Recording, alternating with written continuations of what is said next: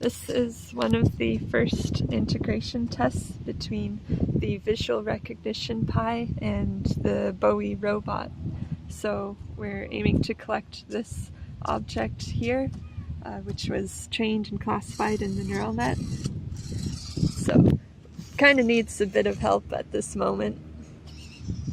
And we also sort of broke the servo this morning, so I added in a manual delay just so that we can manually move this.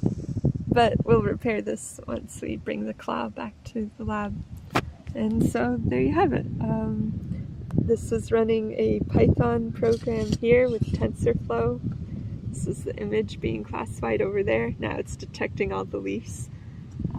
And over here is the serial output from the robot, and behind it, same thing except with the Bluetooth module, so that way we don't have to use the USB cable. But yay, it worked! And now it's going to try to pick up the leaves, but it can't. That's okay, robot.